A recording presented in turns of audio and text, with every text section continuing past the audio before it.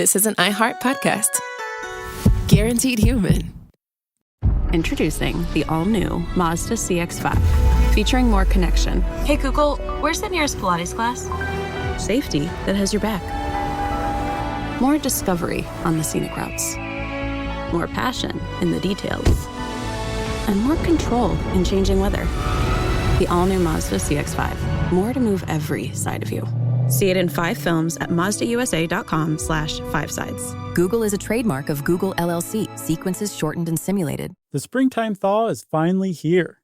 Flowers are blooming. Days are longer. We're saying yes to more plans and finally getting outside. Running, walking, just moving again. It's the perfect time to upgrade your everyday go-tos with Bombas. Take Bombas sports socks. They're super comfortable and designed with sport-specific tech for running, cycling, yoga, hiking, you name it. I use them to run in, and I can tell you they work beautifully. So head over to Bombas.com and use code SYSK for 20% off your first purchase. That's BOMBAS.com, code SYSK at checkout.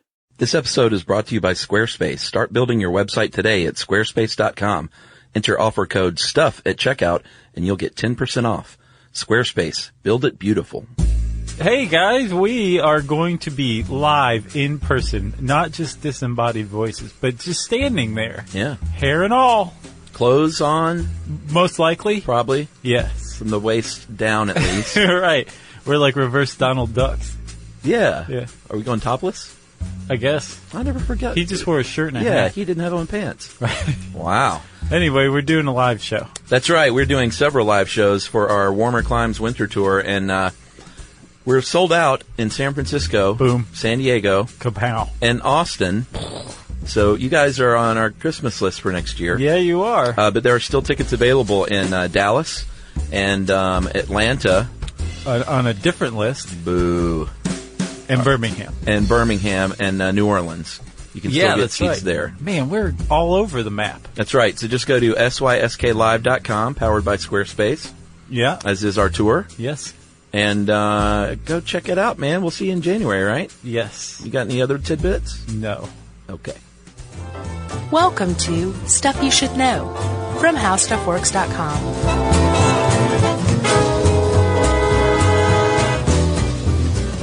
Hey, and welcome to the podcast. I'm Josh Clark.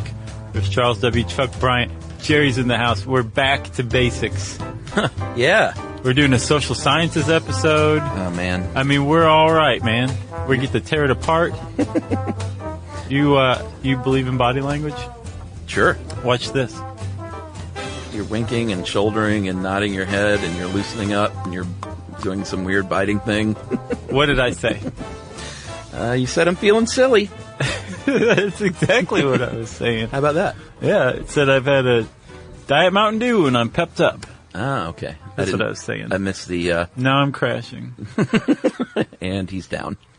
You doing good? Yeah. I'm hanging on by a thread. Are you? Sure. We can make it through this, man. You can do this in your sleep. Okay. Don't go to sleep. Okay. It'll be so boring. You could theoretically do this in your sleep. Yeah. Okay, I gotcha. Yeah. So body language.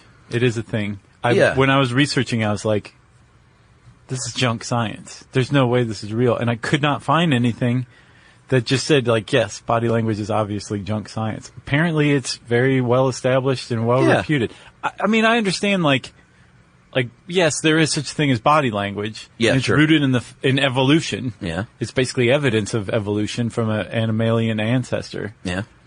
But the idea that, like, you can read somebody, especially, like, that facial coding system, it just struck me as really, like, junky. Yeah, well, we did, I could have sworn we had done this one when I suggested We did micro it. expressions. Yeah, we did that in, I think, 2009. And I don't remember how I weighed in on it back then. So I'm just going to start anew. Yes. It may be a different take. I have no idea. People grow and change. Their opinions evolve, you know? Well, here's what I think. Of course, body language is real, and it can tell you a lot. Uh-huh. But it can also, you can be misdirected very easily. Sure. And, I mean, we'll get to it, but I found some stuff from a former FBI guy even, that doesn't say it's junk science, but he's like, you can fool somebody too. If you're a sociopath, you know this about body language and Right. microexpressions. Yeah. Apparently, it's a myth that That's how I get by. apparently it's a myth that not having eye contact means deception. While it can, his whole point is they've done studies over the years, and habitual liars and antisocials and psychopaths have the most eye contact, apparently. I would probably because there's that myth. Yeah, exactly. So it's like a self-fulfilling myth. Yeah, Ted Bundy was probably like, I got to make great eye contact with everyone I'm I speak looking with. into your soul. Otherwise, the jig will be up, Right. and I won't get to kill people any longer. My favorite thing. Right. And then, there's a lot of myth. There's that one myth also where like you look up and to the right or up and to the left if you're lying or recalling. Yeah. Remember, I can't remember. We debunked that in something here or there a while back. Yeah, I think body language is fun to talk about and study, but when you're convicting someone as a jury Right. based on micro expressions, Yes, there's where the junk science comes in for me. it gets a little dangerous. And not just with body language, too. We need to do a whole episode on forensics in general and just how junky the science that Yeah. most of it is based on. It's basically the only thing that's left standing is DNA, and even that can be wildly misinterpreted. Yeah. And we're using this to, like, execute people. Yeah. And there's a big problem with it. So I think we've arrived at my problem with it. It's junk science when you apply it for, like, law enforcement. Yeah, as fact. Yeah. Agreed. Okay. So, Can we be done? this is the other thing that got me too. Albert Mehrabian. I totally nailed that guy's name. I bet the H is silent. Mehrabian? I bet it's just Morabian, not Morabian. Anyway, Dr. Morabian. He, back in 1981, said that in the first 4 minutes of meeting someone, our facial expressions account for 65% of the impression we make. 7% of that impression comes from our actual words, while the remainder of the information comes from our tone of voice. Yeah, he That, was. I think, is what made me think, like, no, this is all BS. Yeah, because it sounds. Who can say that? You can't. You Maybe can't. in 1981 you could get away with that crap. Not in 2015. No, 16. Yeah, you lived in the past. Yeah, Morabian was. He was probably one of the first researchers to study this in the 1940s out of UCLA, and I agree. You can't just break down percentages. Well, I think what he really means to say, if I may speak for him, Yes. is facial expressions and tone of voice account for a lot of what you're getting out of a person. And I don't think anyone would disagree with that. And the words account maybe for even less than those two things combined. I think people would agree with that too. I think Yeah. it's when you quantify it. Yeah, sure. 7%. He just said that just because it sounds authoritative. Yeah, because he fed it into the percentage maker 3000, and it spit it out. Yeah. But that is not to miss the point that communicating inadvertently is something that we all do. Through body language. Sure. Yeah. There's a great quote I ran across on a Psychology Today post. The quote comes from a 16th century Scottish mathematician named John Napier. And he said, if language was given to men to conceal their... Oh, you found it too, huh? Yeah, it's a good one. It's about as good a quote of body language as you can come up with. You do it, Chuck. No, you were already halfway You do through. better 16th century Scottish Oh, man. mathematicians than No me. way. I'm not doing Do Sean Connery reading this. Man, if language was given to men to conceal their thoughts, then gesture's purpose was to disclose them. That's perfect. Not bad. That was a dead-on John Napier. It's not as good as my Christoph Waltz. Yeah. So Napier makes a pretty good point. Like, yeah, you can. Language has all sorts of structure and can be mastered. Body language is much of it is just inadvertent, and we don't even realize necessarily when you're picking up on it. You just get this weird gut feeling that, no, I don't trust this car salesman, or I want to give this car salesman all of my money, depending on the body language. Yeah, and it's pretty clear that this started a long time ago. Like, it predates language. Right. Because who wrote this, by the way? This is a Patrick Kiger joint. Oh, Kiger? Yeah. Kiger says, rightfully, that in Tuk-Tuk's age, you didn't have a lot of time to suss things out, Right. like up close and personal. You know, once you got close enough within striking distance, You could be stricken. Yeah, you might already have that club upside your head. Right. Or that rock in your face. Yeah. So you needed to judge someone's body language as they approach you to survive. Yes. You know? So body language makes sense. And you would also presuppose that since we are descended from animals and animals clearly do engage in body language, Yeah. that body language would be older than language. Although this article says that language didn't exist until about 100,000 years ago. That's not under true, is it? dispute now. Oh, really? Possibly as much as 1 million years ago, people were using some sort of verbal communication. Oh, wow. Yeah. And Neanderthals apparently also had language, probably. Interesting. It is pretty interesting. I'd like to do one on animal communication. Have we not? I think we touched on it here and there, but I know there's a lot of things like cats purring and tails wagging on dogs that are misinterpreted. Yeah. Or like a wolf growling. I think that means come pet me.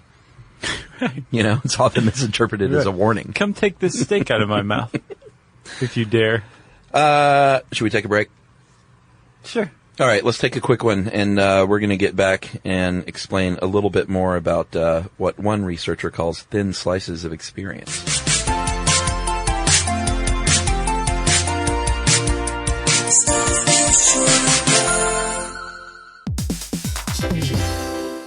Stuff You Should Know is brought to you by the Spam brand. Here's some sizzling hot knowledge for you. Did you know there's a blue can found around the world that's so beloved there are entire festivals dedicated to it? Are you talking about beer? No, it's Spam Classic, Chuck. That's right, and it's also delicious. That cultural icon went from the meat that won the war in the 1930s to having a museum dedicated to it. Today there are 12 mouth-watering varieties like teriyaki, tocino, and Korean barbecue flavored, just to name a few. And, of course, Spam Classic, all waiting for you to fry up into your favorite Spam dish. There's simple crowd-pleasing dishes like Spam Classic and eggs, or flavorful cultural favorites like Spam Musubi, a perfectly fried Spam slice on a bed of rice wrapped in nori. It's a sweet yet savory Hawaiian favorite. So, while we serve up cans full of wisdom, you need to sizzle up some Spam Classic and bring that crispy on the outside, tender and juicy on the inside goodness to your next dish. Spam brand, sizzle, pork, and mmm. Learn more and get sizzling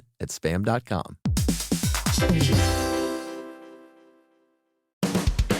Hey, it's us, the Jonas Brothers, and guess what? We have some big news. What's the news, Nick? Huge news.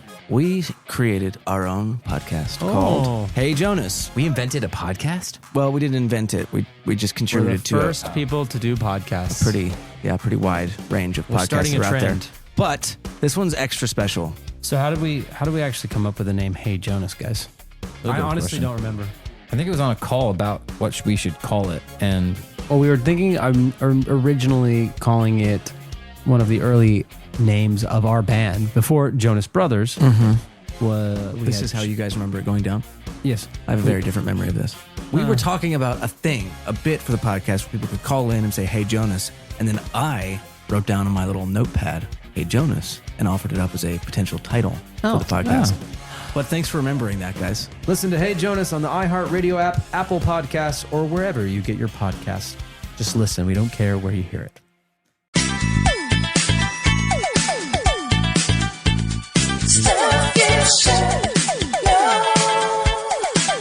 So Josh, I said something about thin slices of experience, and I'm not talking about the roast beef line at the buffet, which is great thin slices. or the carving station. Yeah. You ever work a carving station? Have I ever worked one? Yeah. I've hung around one long enough that I basically should have been paid, but I was just eating. What do you wait for the next roast to come out so you can get the end cut? I know I've never been into end cuts, whether it be a loaf of bread or a cut of meat. Oh, really? Like a prime rib end cut? Yeah, no. Oh, Daddy, that's good. Isn't it all salt? Maybe that's why I love it. You like the salt, huh? Oh, yeah. Yeah, I'm South. To me, it's like the closer you get to the middle, the juicier it is. I like stuff that's true lower too. cooked. Yeah, you know? and a little rarer in the middle, right? Obviously. Yeah, so I think that's my problem with the end of anything. So it's undercooked. You know, I have or a theory overcooked. about why people don't like to eat the crust. Why? It's because it's called crust. And that might be part of it. If like 100 years ago they named it like the butterfly. Yeah, the butterfly slice. Yeah. People would have been like fighting for it. Yeah. Like the butterfly slice is delicious. Yeah. Have you ever heard George Carlin's little take on that end slice that everybody always goes past? They're like, I'm not going to eat that. That's the poison piece of bread. I'll leave that for my family to eat. Wait, I guess the end piece isn't called the crust, so is it? The crust is what's around. But it's all crust. That's the problem with it. Oh, okay. You know what I mean? Sure. It's nothing but crust. Yeah. Not but crust. It's nothing but crust. I think the other weird... Man, this is a... You're so juvenile. This is a strange tangent. I think the other problem with the bread end pieces is that eating one end piece with a regular slice is a little weird. Oh, yeah. But getting that other slice off the tail end is not very feasible or efficient. No. To make two crust pieces. No, but that frequently is the last sandwich that's made out of the loaf because that one end piece has been hanging around. Yeah, yeah. And So then it finally works its way to friend. its mate. Yeah. And then you stick some turkey in it and weep quietly while you eat your terrible sandwich. Man. Thin slices. Where were we? Of Thin slices? experience. Yes, this is a professor of psychology named Nalini Ambady. From Tufts University. Shout out to my buddy Robert Shahade from high school. Okay. He works at Tufts. Oh, speaking of, there's a kid with like a really huge hit single out right now from your high school. Really? I think your high school's shown in the music video. It's Watch Me Whip, Watch Me Nay Nay. It's Redan? Yeah. Weird. Yeah. Silento.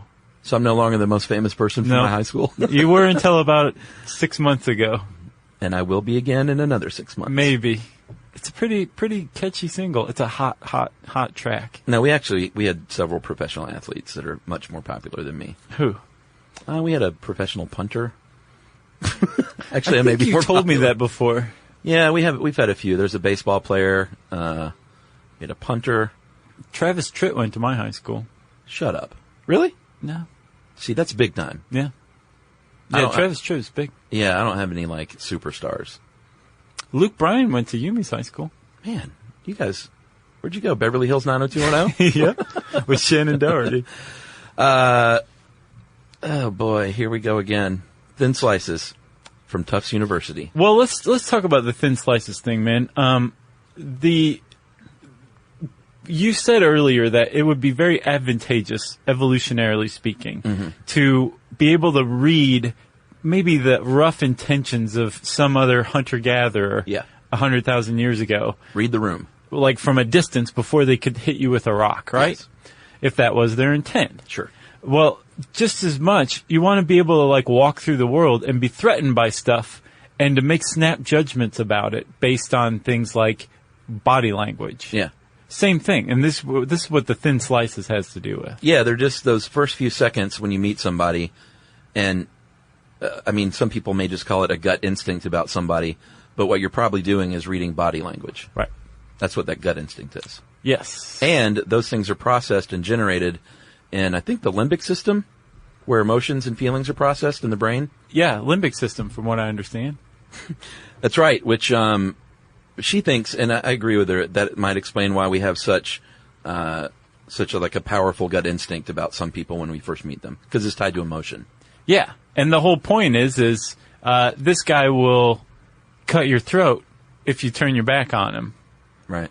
Probably not, but in our modern context, it's, this guy will inflate the price of the car you want to buy if you're not careful. Yeah. It's this totally different things, but it's based on the same principle. It's all based on body language, and we're able to make snap judgments that we can't even stop and really analyze what it was that person did or what it was about them. Right. We just know that we trust them or don't, or we feel comfortable around them or not, or we fear them or we don't. Yeah. Based on this body language, and what this professor is saying is we have a very ancient part of our brain that is responsible for processing this stuff. Yeah, and I think, just for me personally, I think if you try to focus on that too much, then you're not doing yourselves any favors. Like, let it be innate. Well, yeah, there's some people who coach this kind of stuff. Yeah. That apparently say, no, do all sorts of crazy, weird stuff, which we'll talk about later. Yeah, agreed. But what you're looking at there's three different categories, I guess. Innate, learned, and some that are both hybrid. expressions and postures and things that you do. And like, for instance, you're born with, like, you can blush. That's an innate thing. You blush. You don't mean to blush. Especially when somebody's staring at your cheek. Yeah, I don't think you can make yourself blush. Watch this. So, just think about hot things in your mouth. Just tighten up your core. So that's the innate side. Learned would be things like hanging someone a bird. Yeah. Out the car window. Right. Because everyone knows what that means. Depending on where you are. And you've learned it. Yeah, that's not something you're born doing. Like, yeah, I got your diaper right here. Come change it. A photo of a baby accidentally shooting a bird is one of the great things. Sure. Can we agree? But it's accidental. There's no meaning attached to it. That's what you think. And then there's hybrid gestures that are like, shrugging is a really good example. It's something you naturally shrug, right? Right. But it's not contextual until you learn what to attach it to. Like, I don't know. Sure. You're not born being like, I don't know. Right. Or you cry, but you've also learned that crying can get you something, maybe. Right. Like or a cry to get out of a traffic ticket or something. Sure. Or to gain sympathy. It can chase your parents off to the bar. Crying? Yeah. Yeah. One of those. And then, Chuck, I said something about how, flipping somebody a bird, everybody knows what that means. It does depend on where you are. Sure. Because there is, especially with learned, so I think innate body language is virtually universal.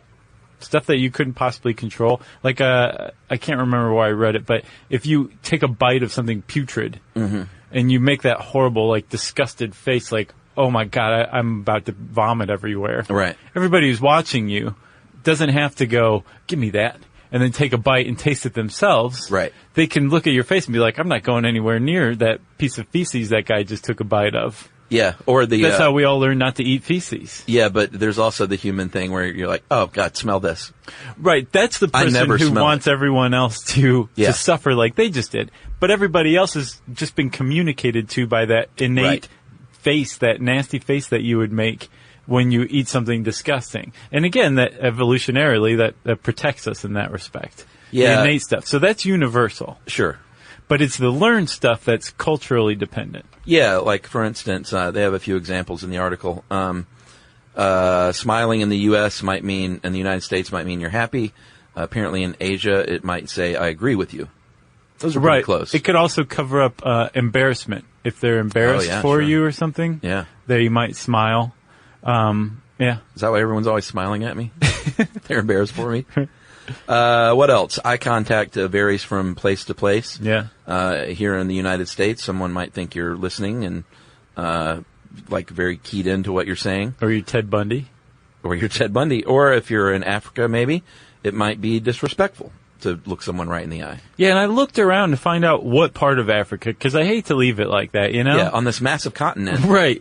Do not look people in the eyes. Yeah, I couldn't find any, and everyone said some parts of Africa. Everywhere I looked. No one specifically said, in the Congo, it's considered impolite or aggressive or something like that to maintain eye contact. It's definitely in Japan. Yeah.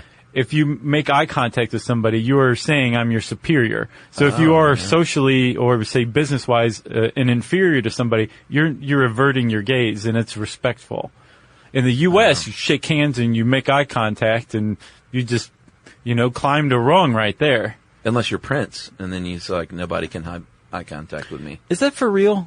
Because he likes to do things that just mess with people for fun. I think 90% of the stories you've heard about Prince are not true. What about him playing basketball? He's like a really good basketball player, though, says Charlie Murphy. Well, I believe everything Charlie Murphy says. There you go. I found some more culturally bound stuff. What else? Thumbs up in New Zealand does not mean, like, right on. Does that mean thumb up your butt? Pretty much. Really? Yeah. Wow. You don't want to do that. Similarly, when you make, like, the peace sign, as long as you're not showing the people the back of your hand. Sure, in England, that's yeah, and in Australia, and I believe New Zealand, too. Like that movie, Bad Taste. The cover of it. I think Peter Jackson's first or second movie. Oh, right. The cover of it's like an alien going like that, and I'm like, what's 2? Yeah, why is he showing me the number 2? Then as I grew up, I learned to understand what that was. What else you got? In some cultures, nodding means no. Like nodding yes actually means no, like in Greece and Bulgaria. Oh, wow. That could get you in trouble. Yeah, and in Mexico, this is what I found. Mexico, Haiti, and Spain, it is perfectly normal to go psst to a waiter, which I do. I don't do it to waiters, but I'm a psst kind of person. Oh, really? That's how you call someone over and get their attention. You may also make kissing noises at them. To a waiter? Yeah. Really? Yeah. So I go to Mexico, I need my check, and I go... I guess, according to this thing that I read, which seemed pretty legitimate. Interesting. Yeah. What was the website? I don't remember. I'll definitely send it to you to post, but it was researched material to be used by business people around the world. Oh, okay. If it was a hoax, then they did a pretty good job fooling me. Gotcha. All right, well, let's take another break, and we'll come back and we'll talk about deciphering some of these nonverbal cues right after this.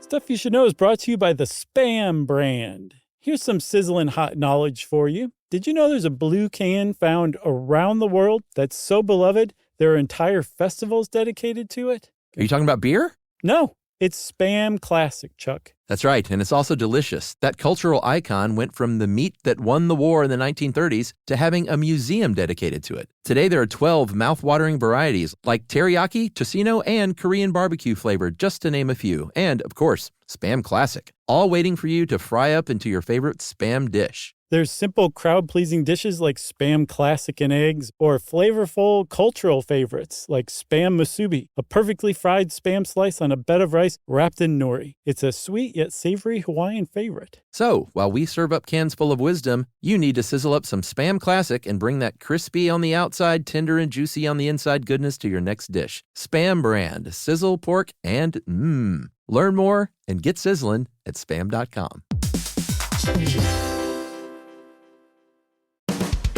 Hey, it's us, the Jonas Brothers, and guess what? We have some big news. What's the news, Nick? Huge news. We created our own podcast called Hey Jonas. We invented a podcast? Well, we didn't invent it. We just contributed to it. We're the first people to do podcasts. Pretty wide range of podcasts starting a are out there. trend. But this one's extra special. So how did we actually come up with the name Hey Jonas, guys?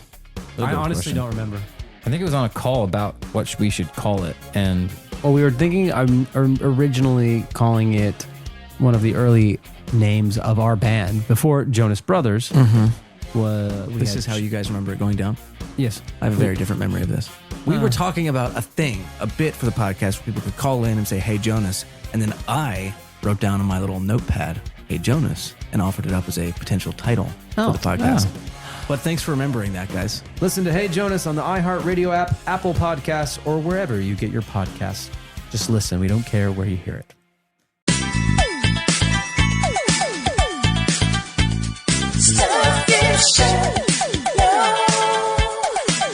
All right, so language is a very precise thing, or it should be, or can be. Body language you would think is just all over the map, but there are actually some categories that some brilliant social scientists have come up with. Yeah. And I think they make sense. Yeah, basically they've broken it down into 5 categories or 5 types of nonverbal communication of body language. Yeah. There's emblems. It's like hanging a bird. Yeah, or shaking your fist or something like that. Something that is very symbolic of something else that you can also put into words, right? Who shakes a fist at someone? Some people do. Okay. It's a good. Yeah? Yeah. Because it's throw saying like that middle finger and then you're that's cooking really with gas. that's very aggressive. Okay. That's very aggressive. I'm just kidding. I never flick someone a bird. Oh, really? Oh, yeah. Like in a car or something? No way. Yeah, apparently it's really dangerous. Yeah, and that's why I do it. I think it's just, I mean, I'll get mad and say things, but I would never, I don't know who that person is. Yeah, could be a psycho. Yeah, then you're getting chased or you're getting shot at by someone because you felt like you just had to shoot a bird. Yeah, we talked about this in the road rage episode. Yeah, I wouldn't hang people with a bird. That's not smart. By the way, I want to update on that. I've been improving more and more behaviorally. Oh, yeah? Even since the road rage episode. And I was already on the right path then. So you're doing good behind the wheel? Is what I'm you're doing saying? so good. I feel like I'm about the same. Well, you've always been that way. Nah, but I get mad. One time you rode with me, I think it was the first time you ever rode with me, and I started yelling at somebody. You're like, really? You seemed genuinely surprised. And I remember thinking, like, this is wrong? Abnormal? Well, that was probably because you were like sending an email with your left hand and driving with your knee and had a coffee in the other. I've gotten so much better. That's good. It's because you value your life. I do. It's great. Emblems. After emblems, illustrators, which like shaking your head to as far as emphasis, to emphasize something you're saying. Right. Like no. Sure. You can just say no, but the person's like, he doesn't really mean that until you shake your head while you say no. Then and they're saying especially no if you twice. do it slowly. Yeah. You're really saying, like, do not ask me again. Yeah. Boy, I never thought about that. The slow one really does mean something different. It does. It bulks it up, you know? Regulators, I think this is in a conversation to let someone else know that maybe, all right, it's time for you to talk now, or it's time for me to talk. Right, or it's time for us to stop talking, like looking at your watch. Or just getting up and walking away. That's body language. Yeah, I guess it is. It definitely speaks volumes. There's adapters, which I guess have to do with the person listening, or I guess anybody, either one, making themselves more comfortable.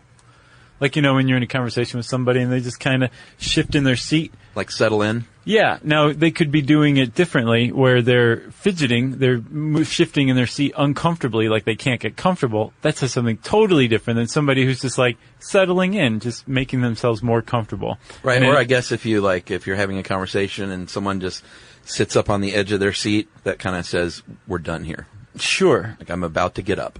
Yeah. So please say something in closure. Yeah, especially if you sigh while you do that too, you know? Yeah. And then there's affect displays. And these are the ones that most people think of when they think of body language. These are the ones that, you know, like where you make that face when you eat something putrid, or your shoulders go up around your ears when you're scared all of a sudden. Yeah, if you're mad, it's emotional based. Yeah. Emotion based? Yeah, like your eyebrows furrow. Right. There's just so much body language. I came across this one guy from 1978, an M. Argyle. No idea what the M stands for. But in 1978, Professor M. Argyle, a researcher of body language, said that there's probably something like 700,000 words in the body language, human body language. I have no idea how he or she came up with that. That seems high. But it's fun to throw out there. Junk science. 1978. Yeah, you could say anything back then. As far as like social psychology. Yeah. Misinterpreting body language is, we talked a little bit about that. That is very easy to do. They have one little anecdotal story about a woman who was a consultant that I think she was pitching the CEO of a big company. Mm-hmm. And the guy just sat there basically with his arms crossed and didn't emote. And at the end was just like, thank you. And she thought, well, I've blown this one. And turns out that is just the way that guy is. He loved the jerk. I know. He loved the presentation. And if he hadn't liked it, he just would have left, is what the partner said, I think. Yeah. So you can easily misinterpret body language. I don't know if I guess it could be dangerous. And that's part of the problem. It can be dangerous, especially when you apply it to law enforcement. Like, Paul Ekman, we talked about him heavily in the microexpressions episode because he basically studied microexpressions through facial muscle movement, and figured out what each one meant. And he came up with the facial action coding system, the FACS, which apparently the FBI and other law enforcement agencies use to tell whether you're lying or you're hiding something in an interrogation. Misreading that's dangerous. That's when it becomes dangerous, for sure. Yeah, this dude I was talking about, Joe Navarro, who was a 25-year vet of the FBI. Yeah. He's written a lot about body language. Right. And he's one of the ones that warns about the myths and misreading things. But he wrote a whole article on shoulders. And he said everyone's always talking about the face and facial expressions. He thinks you can read a lot into the shoulders of a person. Yeah. Whether it's slumping or bowing up or... and then he actually talked to criminals over his entire career and said, what do you look for in a victim? So if you're looking to not be victimized, you might want to avoid these things. Okay. Looking frail or weak or not athletic. Yeah. Work out. Yeah, or just, try and carry yourself like you're not frail or weak. Mm-hmm. And I think that's a lot to do with the shoulders. Situational awareness, which is a big one. Yeah. If you just look like have your head in the clouds. That's one for you me. Be a target. Yeah. What, you're in your head about something? Sure. Yeah. And then the way someone swings their arms, like vigorously or real subdued. Or not at all, like on that one episode of Seinfeld. Was that Raquel Welch? No, it was, it ended up as Raquel Welch, but It was Molly Shannon. Oh, yeah. She remember she swept. Yeah. Elaine's desk just clean. Oh, man. I love Molly Shannon. She's one of my favorites. Yeah. She's fantastic. So what was, the arm swing, and basically, what these criminals would say to him over and over is, the silverbacks don't go after other silverbacks. They go after the weak ones. And they said it's the same with criminals. So keep those shoulders straight. And, I was like, what's a silverback? I forgot. This sounds like a criminal corporate buzz speak. Yeah. Silverbacks, that's the local soccer team. How do you not know what that is? Is it? Sure. That's what I thought. Yeah. All right. What else we got? Oh, these people that try and coach you. We were going to mention them. Yeah. Nut jobs. I don't think they're nut jobs. Dude, okay, the one person who emerged as a hero from this article says, be very careful in trying to pay attention to your body language and speak consciously through it, because you're going to have massive problems. Yeah. That's not what body language is intended for. So the people who say, no, master your body language and use it to communicate, you're going to come off as a creep. Right. An aggressive, weirdo, corporate creep if you do that.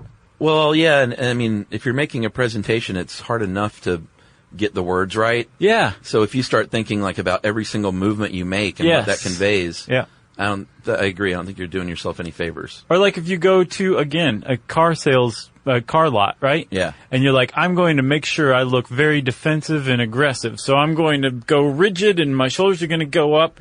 Right. The car salesman is going to be like, that guy's walking like a robot. I'm going to take him for a ride. True. You could conceivably speak through your body language more. I don't dispute that. Right. You can become more aware of your natural body language too. I don't dispute that either. But when you focus on it and use it as a technique to manipulate other people, I have issues with that. Well, here was one idea I didn't think was terrible. If you do a lot of public speaking, then maybe watching yourself with the sound off. Sure. I didn't disagree with that one either. That's not a terrible idea. Yeah. I think. As a matter of fact, I was like, maybe I should try that. No, don't do that. The other technique that was brought up was called mirroring. That means, and this just sounds crazy to me, this is when you actually try and mimic the person you're talking to, mimic their body language and expressions to make them feel more comfortable to you. People are attracted to themselves as the basis of it. Oh, okay. So when you mimic them, they feel more relaxed around you. They're like, I really like that person. I like the cut of their jib. I don't know. I can't put my finger on it. But they're actually mimicking your own body language. If you're leaning against the wall, right, they're going to lean against the wall too. That's disconcerting. It is. That's nuts. You shouldn't do that to people. That's manipulative and weird. And just be yourself. How about that? Yeah, I think this quote sums it up. Trying to use body language by reading a body language dictionary is like trying to speak French by reading a French dictionary. So you can list off all the nonverbal cues in the world, but if you try and learn the body language, quote unquote, because of that, then you're just going to end up confused, or you're going to miss something they actually said. Yeah, and plus also context is huge too. If you're just watching somebody's body language like a hawk in a conversation, you don't necessarily know that person's baseline. So what is, by definition, in this body language dictionary, a red flag, right, doesn't necessarily mean it's a red flag with that person. If they're yawning, are they bored? Right. Or are they nervous?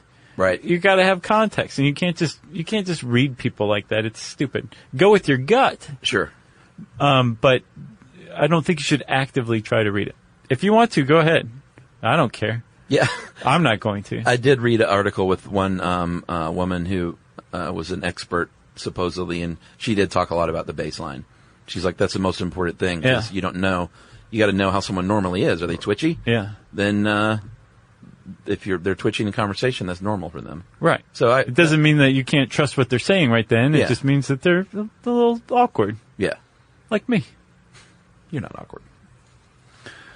You got anything else? Nope. Friends, that is body language, and if you want to know more about it, you can type these words, body language, into the search bar at howstuffworks.com. And since I said friends, it's time for listener mail. This is a question, actually. I said we'd answer on the air. Hey guys, been listening for quite a few years, and you've seen me through a lot of years of growth out of high school and into my own as an adult. I have a question that's been a challenge for me recently. I'm studying permaculture quite intensively, and parts of the study are pretty depressing, like climate change, species loss, and unfair trade. I try to reflect positives only to my clients who are trying to grow their own food, because I'd rather encourage them to sustain themselves physically and emotionally than feel guilted or trapped into changing a lifestyle. I realize that having the opportunity and time to focus on ethical choices is a luxury, and want to avoid shaming people. I think this approach is good for my own well-being, because tackling issues bigger than myself seems more harmful than productive. But like you, part of my job is education. So the question is, how do you guys deal with darker topics that you cover?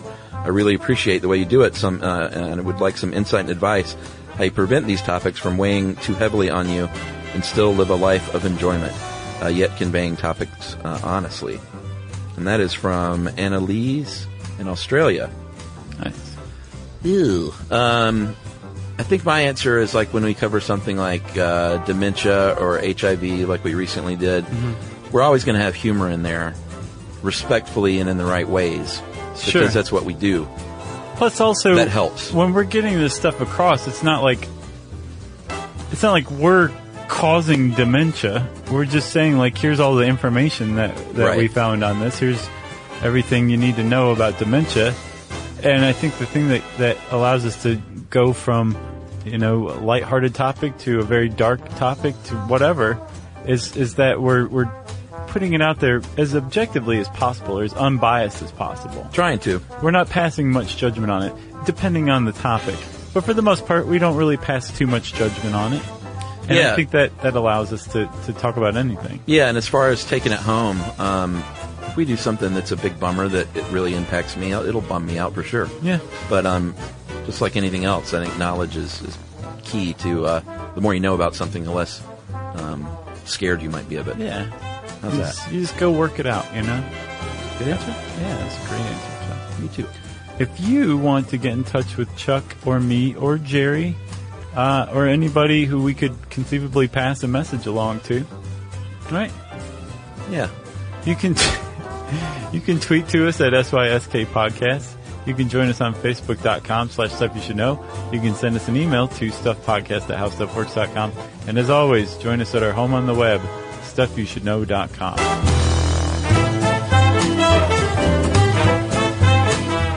For more on this and thousands of other topics, visit HowStuffWorks.com.